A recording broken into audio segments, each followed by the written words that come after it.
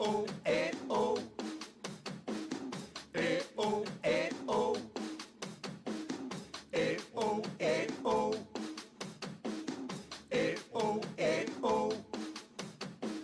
Sapo que chama chuva e que diz que foi, não foi. A mulher que pega foice tem o traje de viúva. Raposa que come uva tem o dente degotado. Homem que faz machado já pode chamar ferreiro. Nego do beiço coveiro tem o pé aparentado. Rádio Web EO.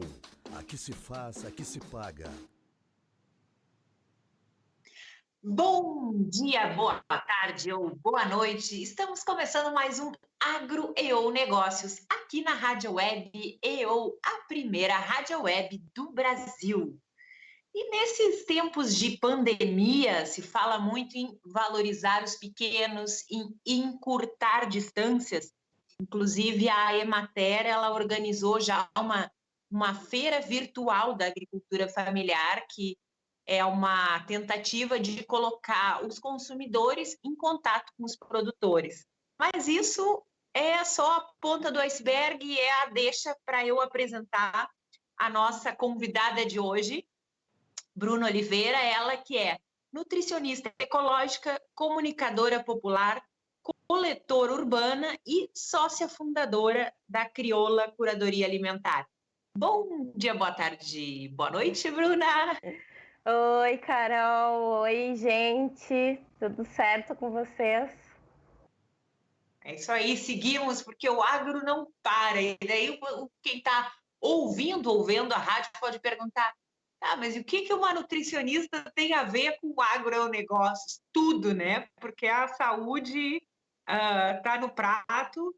E uma das coisas, assim, hoje a nossa ideia é falar sobre as PANCs, as plantas alimentícias não convencionais, aí, que podem ser uma boa alternativa em tempos de crise e depois seguirem no nosso prato, mas em especial uma atitude, uma iniciativa da Bruna que me chamou a atenção, assim, eu achei muito bacana, eu acho que a gente tem que dar espaço para isso, que foi conversar com as produtoras rurais, né, e tentar encurtar essas distâncias, levar aí o alimento para o prato, porque o agro não para, né, mas a comercialização em tempos de crise ficou complicada. Conta pra gente um pouco, Bruna, essa tua sacada, assim, essa tua iniciativa.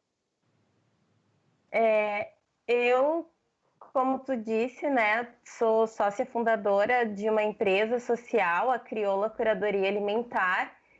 E o que tem a ver uma nutricionista, né, num quadro de agro ou negócios, né? Quando a gente pensa na alimentação como um processo amplo, como um processo que ele começa no campo e ele não acaba na cidade, quando a gente pensa na questão de saneamento básico, estratégias de compostagem e tudo que é posterior ao que está no nosso prato, a nutricionista é esse profissional que pode também contribuir nas diferentes etapas que contemplam a alimentação, não apenas na parte do consumo. E eu sou essa nutricionista que amo trabalhar no campo, amo apoiar e fortalecer a agricultura urbana e a agricultura familiar. E também considero que a mulher no campo, ela sofre ela é invisibilizada, né? Um processo de essa palavra de conjugar é difícil, mas o que eu quero dizer é que as mulheres no campo... ali pegando pesado e o pessoal faz de conta que ela não está ali. Exatamente. Então, a proposta, essa ação da nossa empresa, que a Crioula apoia, é de aproximar, de dar valor a essas mulheres, mostrar o trabalho delas no campo, que existe, que é histórico e que elas também nos alimentam, né? As mulheres, elas fazem parte do processo de segurança alimentar e nutricional, não só na elaboração, na preparação das refeições da família, mas no campo também na área de produção. Então, a Crioula apoia esse instrumento muito singelo que a gente começou para apoiar essas produtoras, especialmente em época de pandemia, quando a gente tem vários dilemas do ponto de vista do abastecimento, da distribuição. Existe muitos prejuízos do ponto de vista de escoamento, especialmente da agricultura familiar. Dificuldades de transporte, de entrega, de deslocamento mesmo. E então a Crioula, né, a gente vem com essa proposição de apoiar essas agricultoras, ajudando nessa etapa da distribuição. A gente tem um formulário online que as pessoas preenchem com a encomenda desses produtos que estão em excedente ou que tiveram seus pedidos cancelados ou reduzidos em função do Covid-19. E a gente pega esses produtos e distribui na cidade, faz essa parte de transporte e logística de entrega que, por vezes, essas agricultoras não estavam preparadas para fazer isso, né?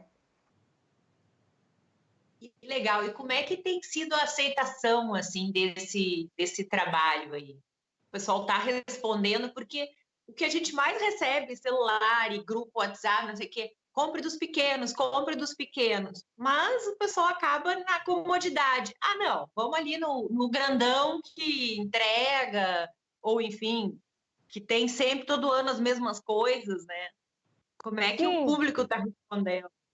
a gente está tendo um retorno bem positivo.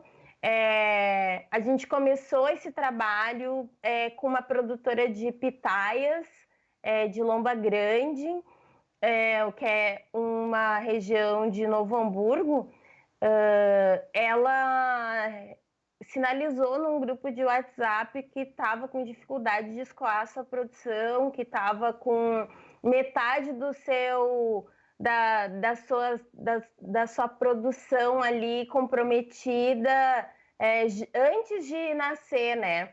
Antes das pitaias estarem nos pés, nos cactos, ela já sabia que 50% ia ser perdido por cancelamento de pedido. Então,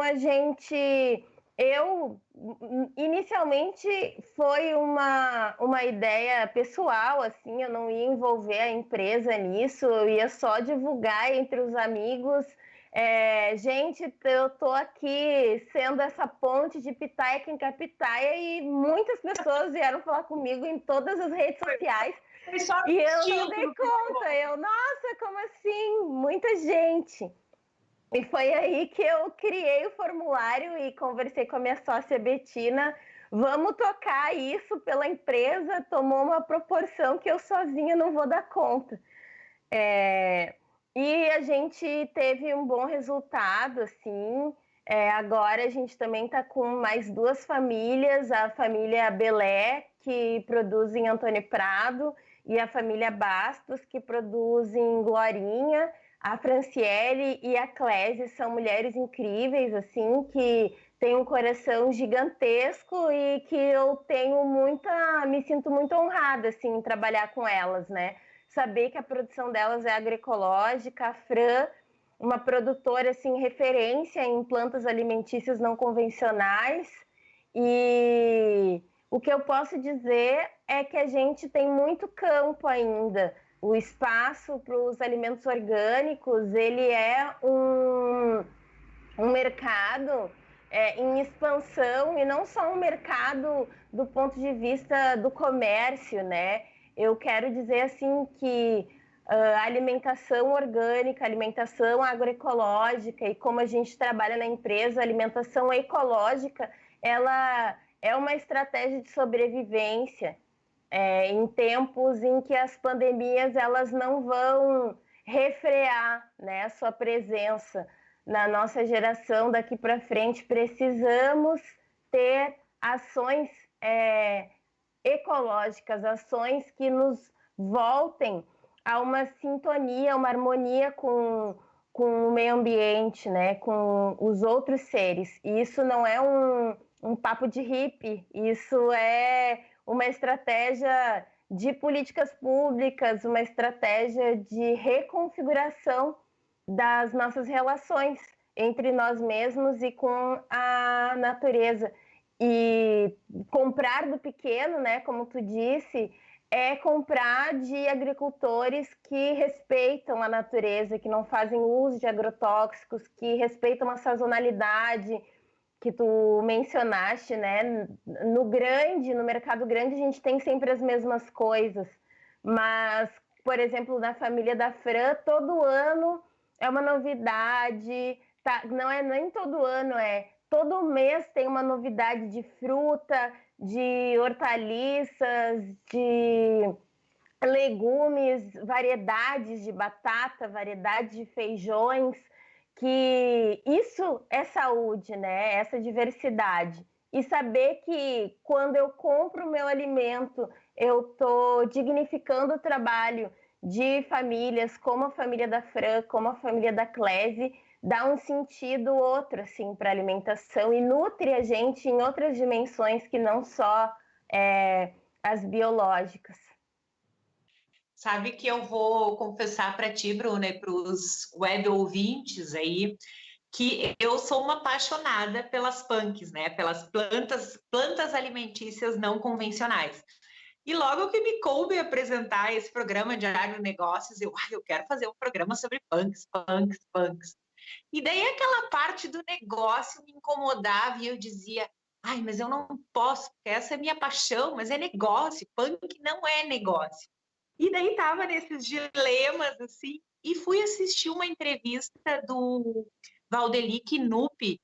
Ele fez, inclusive, um doutorado em fitotecnia aqui pela URGS, em punks. E ele dizendo assim, não, porque cabe ao consumidor pedir para os feirantes as punks, né? Porque daí ele vai trazer, e é bom justamente porque é algo super ecológico. E por outro lado, as punks, elas são a identidade nacional, é o que tem de mais legítimo, assim, o nosso, né? Então, assim, eu queria que tu falasse um pouquinho sobre isso, né? Sobre a importância que a gente acha que nem tu falou, é papo de hippie, punk, não, isso aí é exótico, o que nem me diziam muito.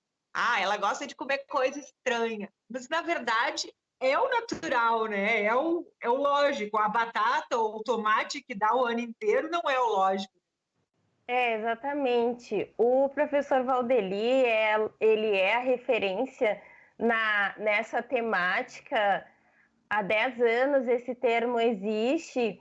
Ele publicou, defendeu, né, a tese de doutorado dele em 2007. Em 2008, a gente tem a saída desse termo, dessa formulação da universidade por meio de uma nutricionista também gaúcha aqui de Porto Alegre, a Irani Arteste, e ela propõe então um projeto de alimentação escolar com plantas alimentícias não convencionais, e é ela que vai apelidar as plantas alimentícias não convencionais de punk.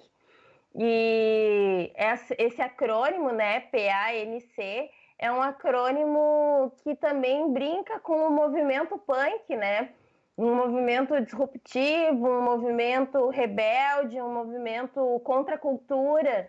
E as punk, a proposta delas, pelo menos a perspectiva que eu trabalho, é uma perspectiva emancipatória, uma perspectiva de que a gente pode coletar, tem comida em todo lugar, né? Boa parte das plantas alimentícias não convencionais são alimentos que fazem parte do repertório alimentar historicamente de famílias campesinas. E que essas plantas elas perderam o seu espaço no prato da população muito pela questão da urbanização. Quando as pessoas vêm para a cidade, então elas querem comer a comida da cidade, a comida da cidade ela é ultraprocessada, cheia de embalagens, conservantes, ela não respeita a sazonalidade. A comida da cidade ela é uma comida pouco ecológica, né? Ela viaja por muitos quilômetros, a gente consome tomate que vem de São Paulo, a gente consome mamão que vem do Espírito Santo, a gente consome diferentes frutas que vêm do Nordeste. Eu que já morei em Brasília e já fiz esse roteiro Brasília-Porto Alegre de ônibus e de carro, são muitos quilômetros percorridos. Então, quando a gente vai pensar no impacto ambiental de uma alimentação da cidade, ela é enorme, né? E quando a gente traz esse termo de plantas alimentícias não convencionais, a gente quer, de alguma forma, lembrar os urbanoides de que existe muita comida na rua, né?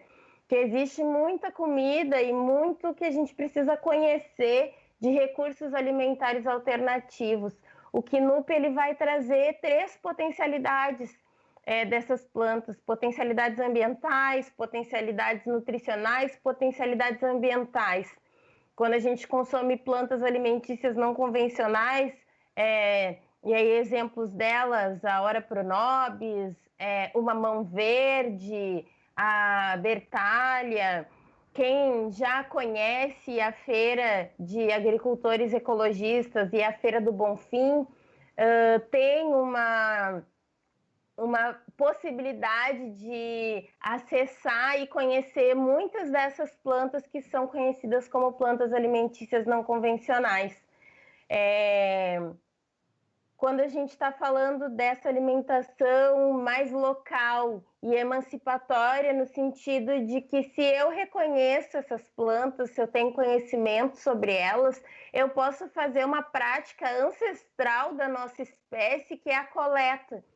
Coleta que é utilizada, é uma prática que ainda é usual entre povos e comunidades tradicionais, que é se valer do que a natureza oferece a cada época, né? A cada safra, digamos assim. Os frutos, pequenas plantas que podem ser consumidas como hortaliça, legumes, folhas.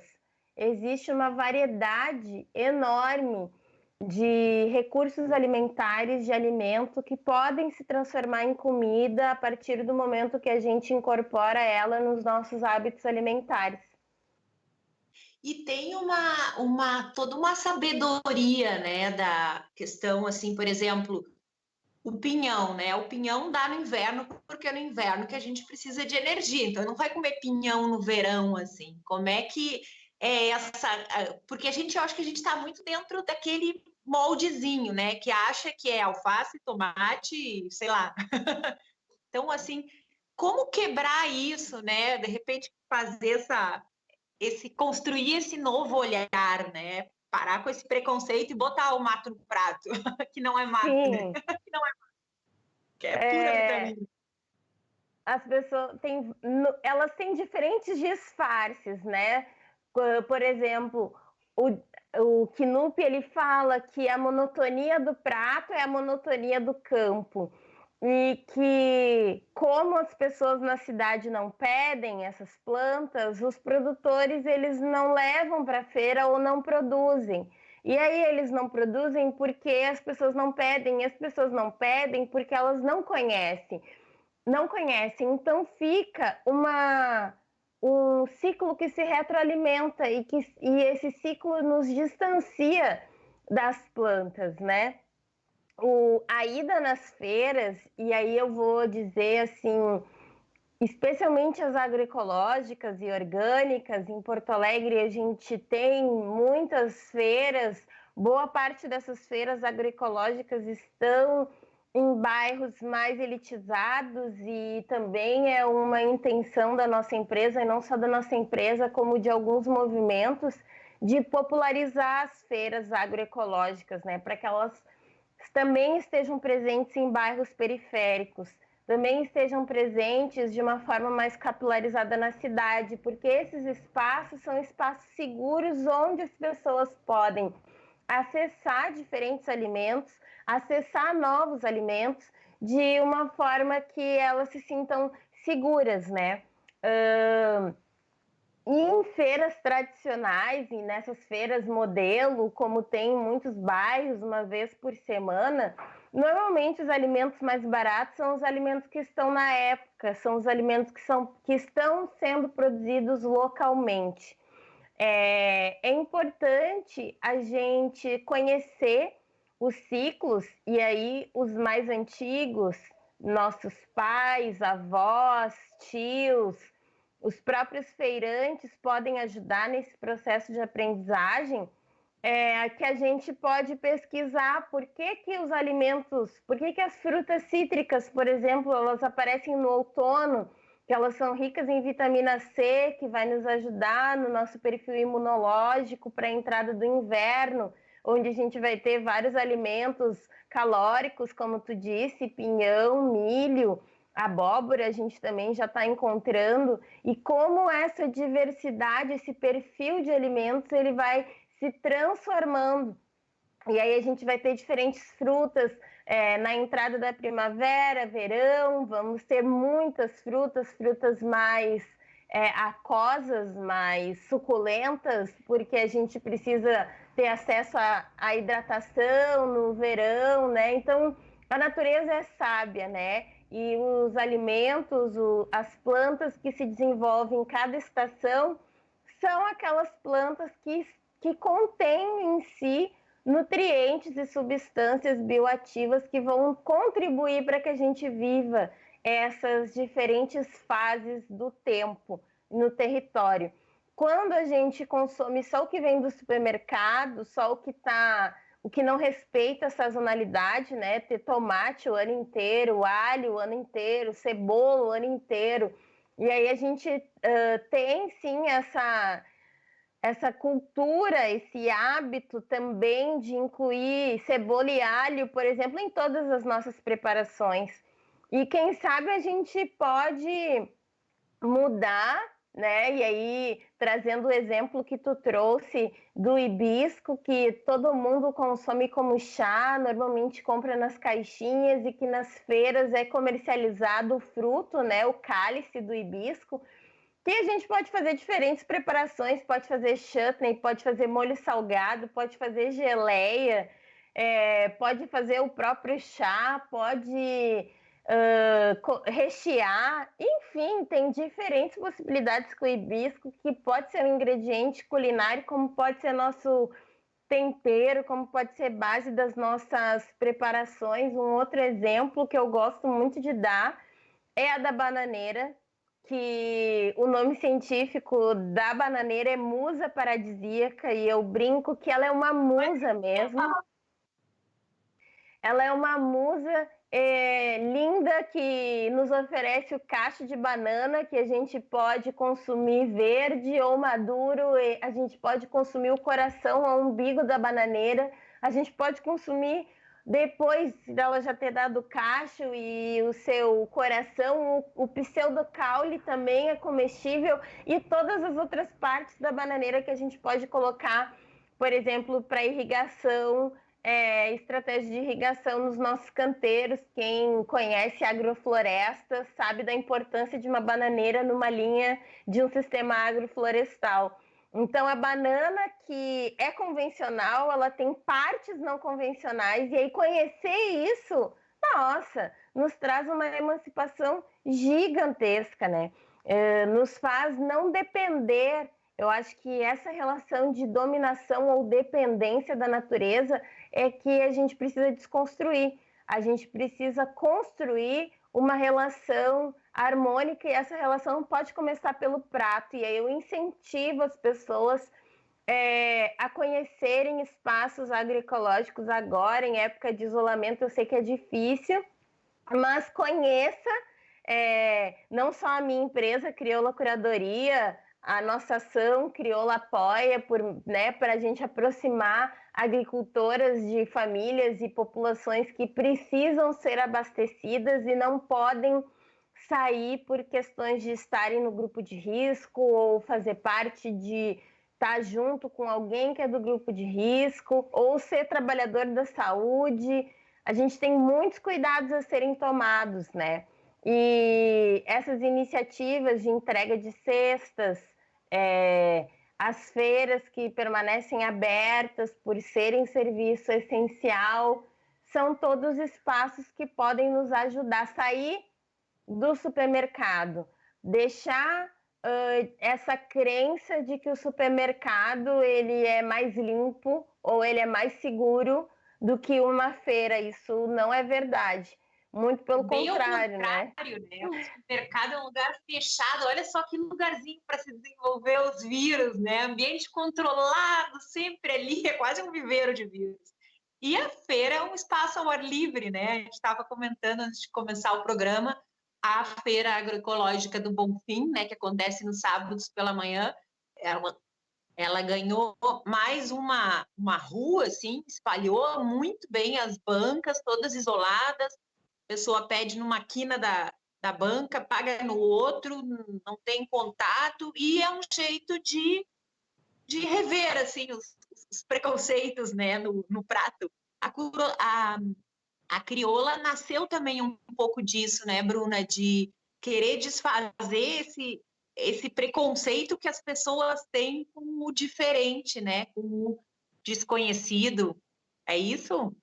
Sim, a crioula o nome, desde o nome, o conceito da marca é pensado nessa dimensão socioambiental que a nutrição evoca nesses tempos, né? Então, uma responsabilidade socioambiental que profissionais da saúde, do setor de alimentos devem ter atualmente, e da importância de valorizar a influência africana na cultura alimentar brasileira. Então, a crioula ela vem com o objetivo de criar soluções ecológicas para diferentes sistemas alimentares. E aí o conceito de sistema alimentar é um conceito trazido pela FAO, que é a fundação, a parte das Nações Unidas que trabalha com alimentação. Ele vai dizer que é esse conjunto de atores, organizações e pessoas que fazem, que operam os processos de alimentação, seja local, seja nacional, seja mundial.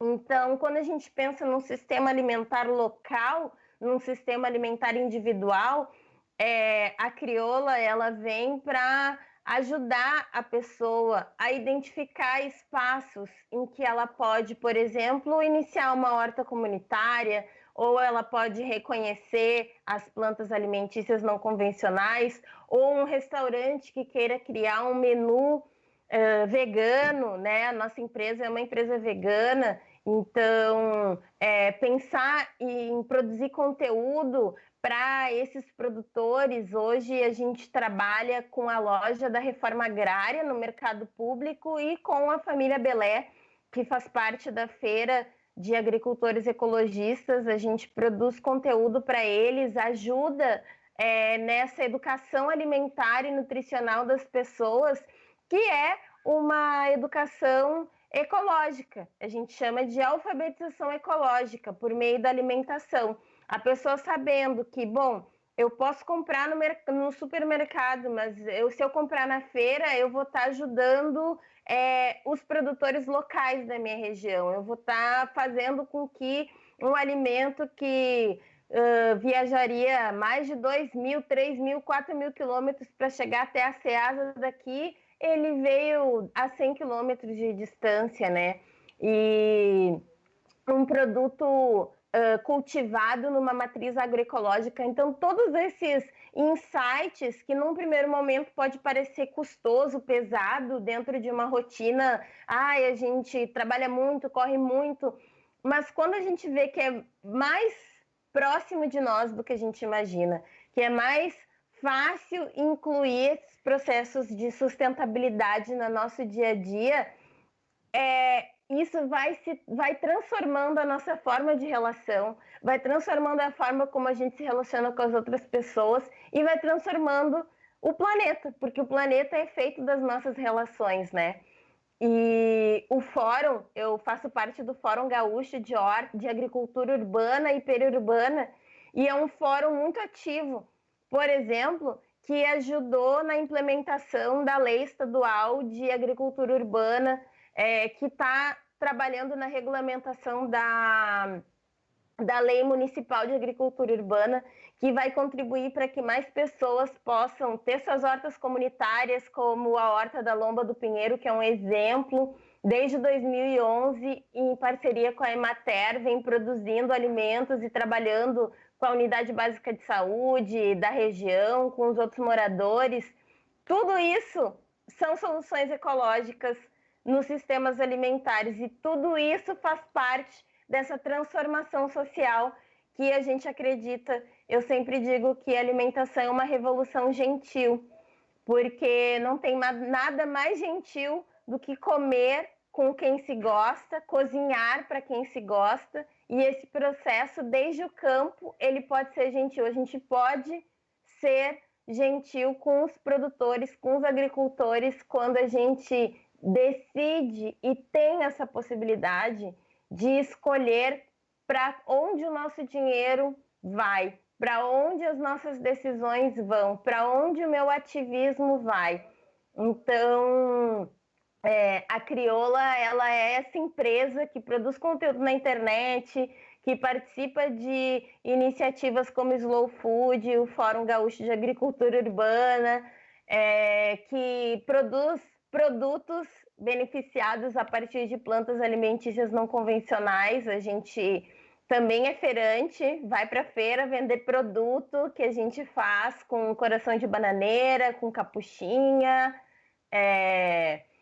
Enfim, as nossas atividades, somos duas mulheres negras empreendedoras e a gente está se vendo É um desafio trabalhar com ecologia e é um desafio trabalhar com ecologia e alimentação em tempos de pandemia, né? Então, está sendo, ao mesmo tempo que gratificante, a gente entende que a temática da nossa empresa, o que a gente trabalha, é um serviço essencial, é de extrema importância para as pessoas pensar na sua alimentação e que essa alimentação faça bem para as pessoas e o planeta.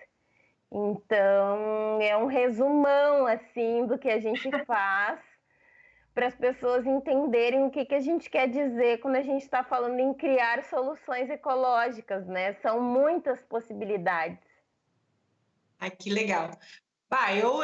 Nós ficamos falando horas aqui. Eu sou trifã desse tema e sou também uma testemunha viva, uma cobaia, que chamem como queiram. Assim, desde que eu comecei a frequentar a feira, ter contato com as pessoas, eu fui mudando e agora, nessa época de pandemia, olhei para minha casa e disse, o que tem aqui que come-se? E daí fiz uma revolução. E nisso vem também aquele sonho, assim, tipo, se fala tanto das pessoas que estão agora na pandemia passando dificuldade, passando fome. As punks não seriam uma alternativa para... Porque daí, quando fala em fome, fala, vamos, sei lá, de novo, dar o alimento processado, né?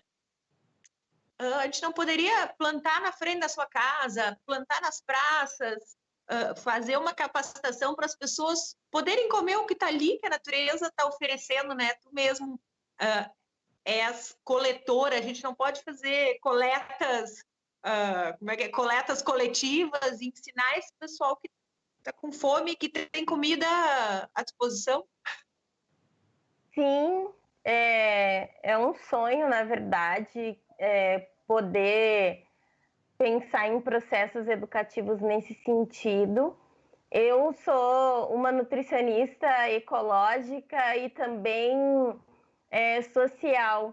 E aí, com a tua pergunta, eu compartilho com as pessoas que todos nós, mesmo com ou sem estrutura material, né, recursos financeiros e esses diferentes elementos que compõem a nossa vida, a gente constrói sistemas de linguagens e sistemas de crença que, por vezes, nos impedem de nos aproximar das plantas alimentícias não convencionais. Como eu falei naquele momento que a gente estava conversando sobre agricultura familiar e as punk, a urbanização foi um fenômeno que nos afastou das plantas alimentícias não convencionais, assim como a mídia assim como a grande mídia que por décadas fez várias propagandas, campanhas publicitárias de que abrindo uma garrafa de refrigerante a gente abre a felicidade,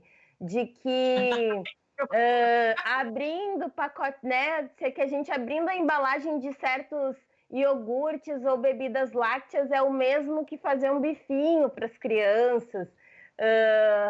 E aí eu tô aqui, né, me cuidando para não compartilhar marcas e não ser processada. Eu estava assistindo um vídeo esses dias que eu amei, que ela falou: a gente pega o leite condenado. Ops, não, errei. Referindo-se, né, àquele leite ultra processado, mega açucarado, que às vezes ajuda numa, sei lá, né, aliviar uma tensão, mas, pô, quando ela falou aquilo, eu digo, nunca mais, leite condenado, que perfeito. Exatamente, a gente tem esses diversos alimentos que têm muito dinheiro por trás e são muito famosos e que vendem valores, né? E aí pensar nisso é pensar que tantas pessoas que têm acesso financeiro para comprar e escolher o que vão consumir, por vezes as pessoas que estão em situação de vulnerabilidade social ou em situação de rua, elas também são permeadas por esses mesmos valores, elas também querem consumir o que as pessoas com recursos financeiros consomem. Quando a gente pensa em famílias que são assistidas por políticas de transferência de renda, a gente vai pensar que, bom, essa mãe hoje ela foi uma adolescente nos anos 90 que cresceu vendo várias propagandas e agora que ela tem esse recurso mensal, ela vai comprar esses produtos. Ela tem introjetado dentro dela o que é bom, o que não é, o que é felicidade, o que traz felicidade, o que não traz felicidade. Nesse sentido, sim, as PANC, elas poderiam ser estratégias de combate à fome e mitigação da pobreza, mas elas não são eficazes dentro de um sistema social que nos diz o que é comida e o que é comida boa, o que é comida gostosa, o que é comida que me inclui na sociedade. E as plantas alimentícias não convencionais, elas estão voltando para a sociedade de uma forma muito gourmetizada, de uma forma muito elitizada, elas estão voltando pelo caminho da gastronomia. E o caminho da gastronomia é um caminho de status, né? Um status sobre a comida, é uma estética da comida, é uma mercadoria sofisticada. Tanto que se a gente for olhar os movimentos, tanto vegano quanto vegetariano, são essas pessoas, esses atores que estão inseridos nesses grupos que levantam a bandeira das plantas alimentícias não convencionais. Isso é ruim? Sim e não. É bom. É um mal necessário. É um mal necessário no sentido de que há 10 anos atrás era necessário que a gente trouxesse a discussão de que existem recursos alimentares alternativos que a gente pode utilizar, que fazem parte do Brasil, do bioma brasileiro, de um país tropical. Nós temos muito mais alimentos do que os alimentos que foram importados, né? Do que os alimentos que são exóticos aqui. Destacando o trigo, destacando a própria banana, não é um fruto nativo do Brasil, né? Mas, e que se adaptou bem aqui ao espaço. O que eu quero dizer é que quando a gente vai trabalhar com pessoas em situação de vulnerabilidade, pessoas em situação de rua, é muito importante que a gente construa com elas relações de afeto e confiança. Que a gente, sim, plante, mas que a gente plante para autoconsumo, que a gente plante para autoconsumo e para compartilhar o excedente.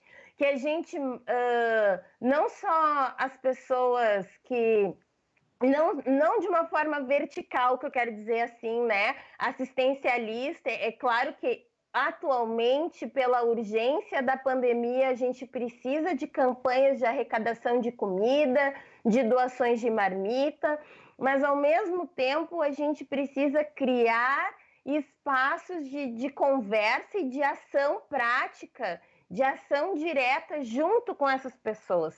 Que as pessoas que estão em situação de rua, elas têm autonomia, elas têm gerência e agência da vida delas, e elas podem escolher querer construir nesses espaços comunidades sustentáveis, comunidades ecológicas, e que essa planta que ela é encontrada na rua, ela não seja uma impressão, uma confirmação do não acesso dessa pessoa a políticas públicas e a um estado de qualidade de vida, a um contexto de vida digno. Eu, por exemplo, que sou uma pessoa que teve vantagens sociais, que é formada na faculdade, que tem uma casa, que tem pais presentes, enfim, que tem uma bolha ao meu redor, que é ecológico, que é sustentável, que eu tenho possibilidade de expressar profissionalmente e pessoalmente quem eu sou. Fazer uma coleta na rua me dignifica. Fazer uma coleta na rua me faz tanto eu me sentir contribuindo para a transformação da sociedade, como as pessoas que veem o meu trabalho validam o que eu faço por eu ser quem eu sou. Mas no momento e mesmo eu sendo quem eu sou, eu ainda sofro represária de pessoas que não entendem a prática da coleta, e aí dizem que eu estou roubando, dizem que eu estou usurpando, dizem que eu estou pegando aquilo que não é meu, que eu não plantei, ou que eu não... Mesmo eu, né, que as pessoas me veem assim, uma moça jovem, simpática, educada, inteligente, ainda assim eu sofro represária. Imagina uma pessoa em situação de rua, se ela quiser fazer coleta mesmo, o quão mais ela não vai sofrer. Então, a coleta, ela é uma prática revolucionária para todo mundo, porque é democratizar o espaço da rua. E é dizer, tem comida fora do supermercado, tem comida fora da visão mercadológica de que eu tenho que comprar minha comida. Eu não preciso comprar minha comida. Eu posso coletar minha comida. Eu posso plantar minha comida, eu posso produzir o meu alimento. E tem uma frase que é bem clichê no meio sustentável e que eu não sei a autoria, mas é de que quando tu planta comida, tu tá plantando teu próprio dinheiro. E eu gosto de pensar que quando a gente está plantando a nossa comida, a gente está plantando vida. E a gente está plantando possibilidades de transformação social. Quando a gente coleta, a gente está propondo emancipação por meio da alimentação. E trabalhar isso com pessoas em situação de vulnerabilidade social e em situação de rua, para mim, é o que urge, né? Os editais de recursos, os trabalhos, os projetos que trabalham com isso deveriam ser muito ovacionados. E aí eu compartilho para vocês conhecerem um trabalho da Aldeia da Fraternidade, que é uma ONG que gere uma escola, que eu tive a oportunidade de ser trabalhadora voluntária. Essa escola é na Zona Sul de Porto Alegre, eles têm uma horta, eles têm uma agricultora na escola que produz alimento para boa parte do cardápio escolar, e está aqui no município de Porto Alegre para a gente conhecer, sabe? Então, é possível a gente ter as plantas alimentícias não convencionais como estratégia de combate à fome. A gente só precisa olhar para isso de uma forma ampliada, porque a fome, às vezes ela não é só a característica da falta do alimento. Por vezes, ela é uma doença social. E um sintoma dessa doença é a negação de recursos alimentares alternativos. Porque isso pode imprimir em mim essa sensação de que, eu sou pobre, então eu tenho que plantar porque eu sou pobre, eu tenho que coletar porque eu sou pobre. Não! A gente tem que fazer isso porque a gente se preocupa com o meio ambiente, a gente tem que fazer isso porque a gente sabe que a gente está sendo mais saudável desse jeito. Sabe que eu tenho uma história linda, assim, tu falando, e agora com essas tuas últimas frases, acho que cai como uma luva. Eu tenho a prática de viajar de bicicleta, né? Então, assim, só com o que eu preciso e tal. E eu estava numa dessas pedaladas pelo interior de Alagoas. Já estava entrando no sertão, assim, de certa forma, costeando o São Chico.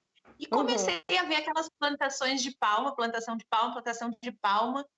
Ai, aquilo começou a me dar uma vontade de comer palma, né? Porque eu, às vezes, faço uma salada de palma, um suco. A palma é aquele cactus mais comum, assim, né? A palma alemão. Delícia, eu adoro.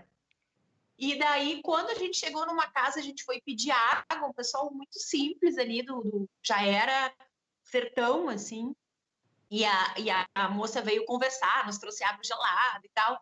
E eu disse, ai, eu tô com desejo, posso pegar vontade de comer palma? E ela, para tudo.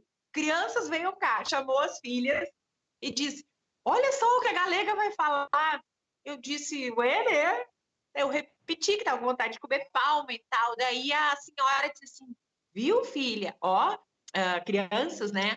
A galega come palma. Palma é bom, faz bem, é super nutritivo e tal.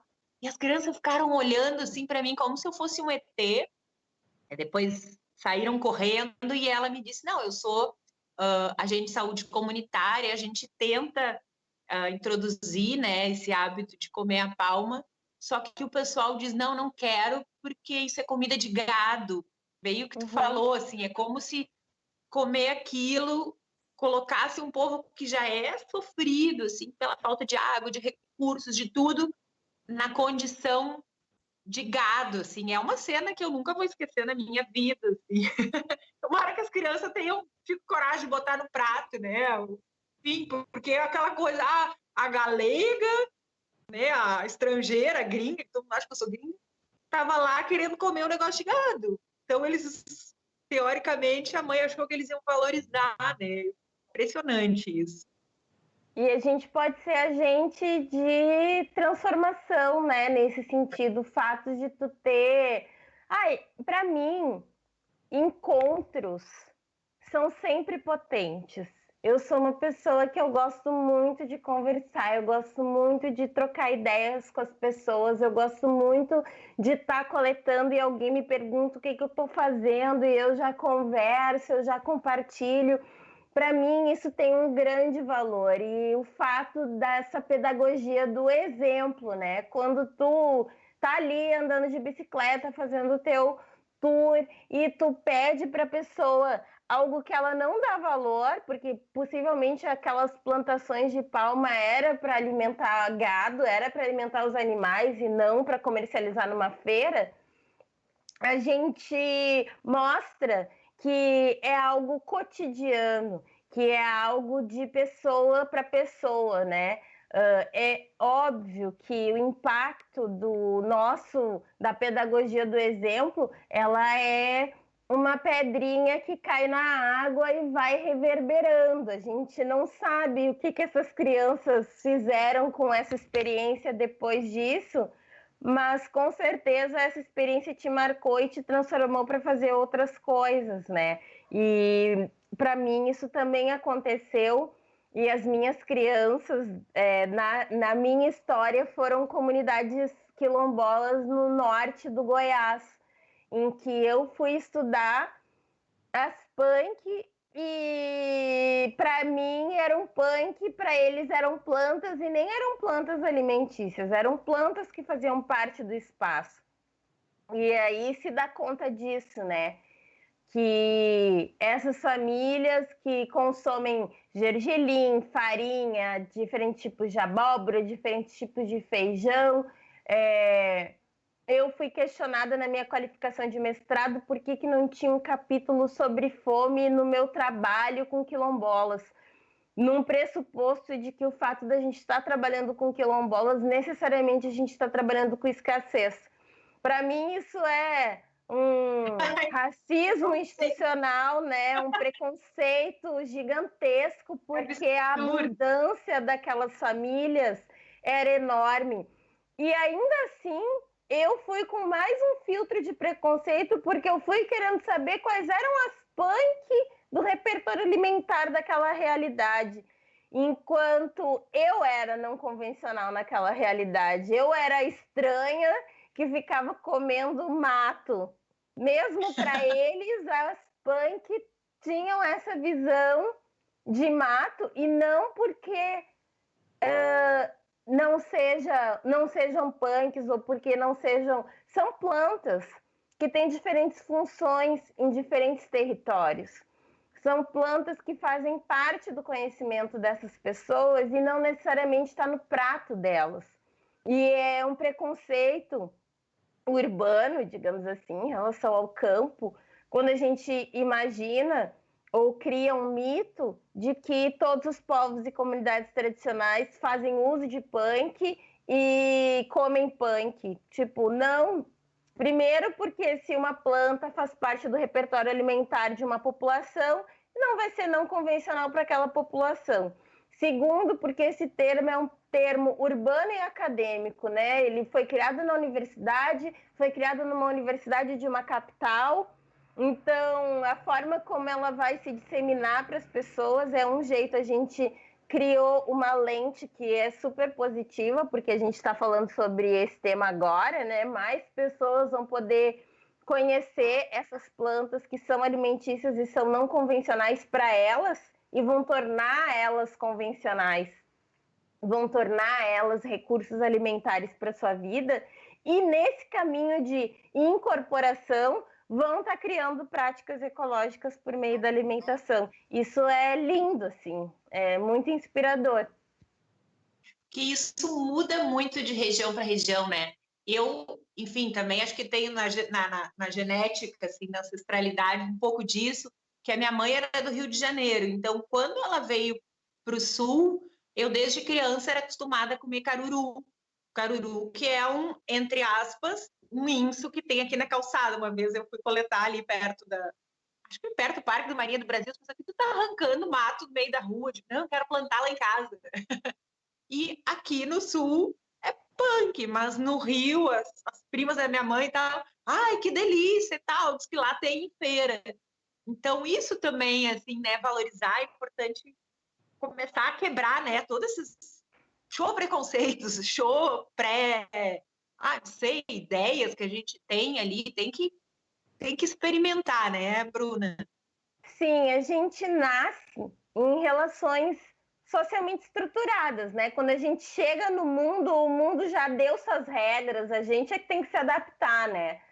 Então, eu acho que criar novas regras, criar novos acordos, criar novas, que não necessariamente são novas, eu estou dizendo novas para nós, ou novas dentro desse grande sistema que já estava estabelecido quando a gente chegou. Como que a gente muda um pouco esses cenários, assim, né? Eu acho que é super possível. O consumo de plantas alimentícias não convencionais é uma estratégia. Buscar alimentação local é outra estratégia. Acompanhar os conteúdos que eu produzo na internet é outra estratégia. Então, vamos fazer a propaganda da crioula, assim, porque essa proposta aí tem tudo a ver com o momento, né? Todo mundo está falando que olha, a pandemia veio para nos mostrar um novo mundo, um novo normal, mas para ser um novo normal e para ser um novo mundo, a gente tem que mudar, né? Então, para mudar, tem um caminho aí, tem uma porta, uma janela aberta, que é a crioula. Faz aí, nós já estamos na finaleira, assim, faz aí tua propaganda, tua contribuição para esse mundo melhor. Quem quiser, gente, fazer bem para as pessoas e para o planeta por meio da alimentação, entra lá no Crioula Curadoria, no Facebook, no Instagram. A gente também está no Twitter como Crioula Cura. Tem a minha página pessoal, que é Bruna Crioula, que eu também compartilho notícias, receitas, A gente produz conteúdo, né? Vídeos no YouTube. E a gente tem um clube de assinaturas, que é o Clube de Assinaturas da Crioula, a partir de R$9 no Catarse. As pessoas recebem receitas exclusivas com as punk, também dicas de onde encontrar. A gente compartilha várias informações de parceiros. Enfim, tem uma infinidade de possibilidades de desconto agora.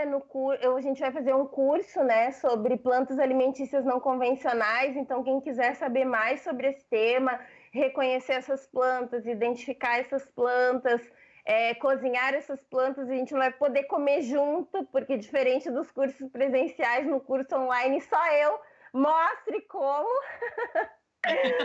27 e 28 de maio, as inscrições podem ser feitas pelo Simpla. O ingresso está com o valor de R$80, com desconto de 50% para estudantes e agricultores. E é isso, muito obrigada por essa possibilidade de conversa, de partilhar desses assuntos. Eu fico à disposição de todo mundo que quiser trocar, conhecer mais sobre as punk, falar sobre ecologia e sobre um mundo possível a partir dessa revolução gentil que a gente está precisando, né? De gentileza, de amorosidade, de acolhimento.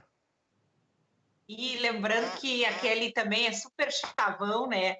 Gentileza sempre gera gentileza. Eu colhi umas jabuticabas, passei um saquinho pela grade para minha vizinha e ontem ela berrou: tem alguma coisa para ti aqui na grade?